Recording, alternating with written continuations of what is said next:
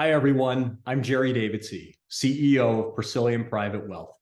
Welcome to Financial Planning Fridays, our weekly video series on financial planning, where we work to simplify wealth management decision-making for our clients so they can focus on what is most important to them.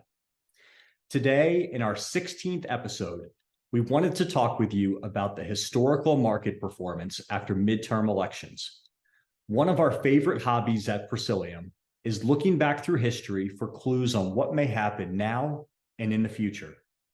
We just finished a heavily contested midterm election in the United States 3 weeks ago on November 8th, 2022, and consequently wanted to analyze what happened in the market after previous midterm election results.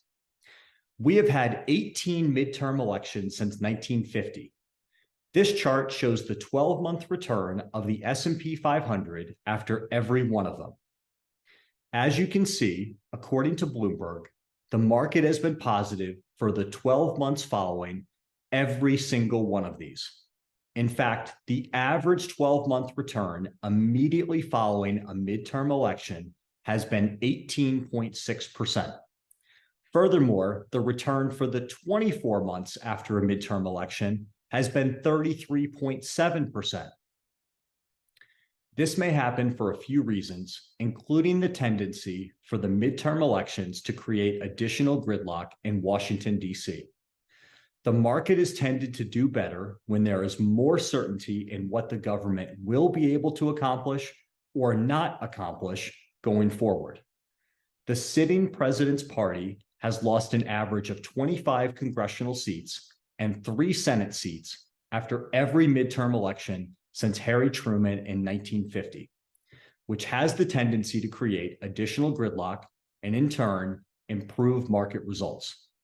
In our recent midterm election, the Republicans gained 9 seats, which was enough to gain control of Congress. This leaves us with the combination that has historically been best for stocks: a Democratic White House with a Republican Congress, according to LPL research, and shown here in this chart. These are the returns of the S&P 500 from 1950 to 2021, organized by the party of the president and Congress.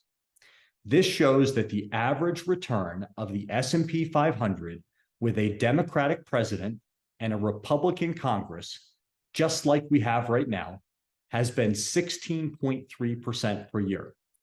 This is much higher than the average return of 11.6% per year over the same 71-year period. The S&P 500 was down about 20% for the year on the midterm election day.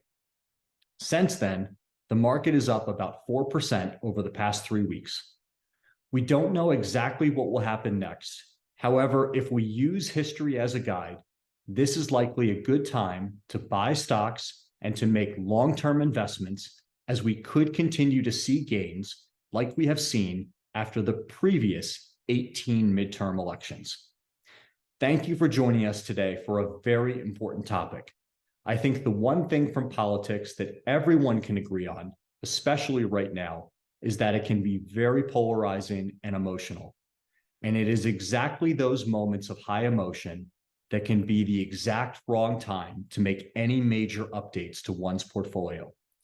So please, we welcome you to forward this to anyone who may be concerned about the current political environment and its potential impact on their portfolio, and who may benefit from a longer conversation on where the market may go from here.